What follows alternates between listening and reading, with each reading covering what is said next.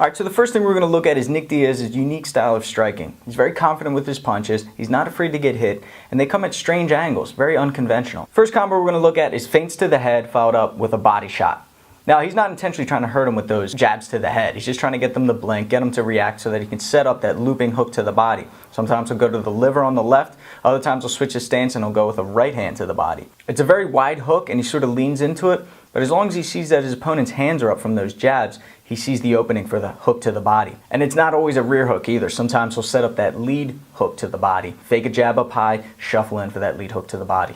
Now, after he works the body a little bit, he'll come back up to the head. Now, in all these videos, you can see slowly but surely his opponent's hands are starting to drop. Once you start hitting the body like that over and over, whether they're hard or not, you're going to try to block with your elbows. Once the hands come down, that's when he comes right back upstairs with a hook to the head. Now, this level change strategy is beautiful. He's going to the body, he's coming right back up to the head. Now, once he gets them thinking high, he goes low. And then when they start thinking low, he comes back up high. It's a great strategy, and he's always one step ahead of his opponents. Next is the Stockton slap, as people are calling it. It's pretty much just an open hand slap. He grew up in Stockton. But there's actually some strategy behind this. You can see he's instigating his opponent. He's trying to get them aggravated and fight sloppy, just like he did against Robbie Lawler. And then he used the lean back counter right hand. Keeps his shoulder high, his opposite hand up high to block.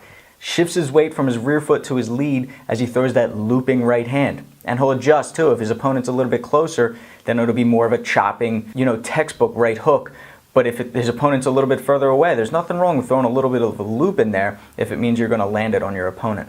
Next is his use of dirty boxing. He pulls down on the head with one hand and uses his other hand to throw punches. This is illegal in boxing, but not in MMA, and utilizes it great. He'll double up, triple up on the same side hook, and he'll also pull his opponents into the uppercut and follow up with the hook. This is a combo that he uses a lot, not necessarily utilizing the dirty boxing every time if his opponent's head is already down. But here's a great one here where he uses his forearm to frame his opponent against KJ Noons here in their second fight. As he spins out, he follows up with that left hand, very similar to what Floyd Mayweather does in his matches.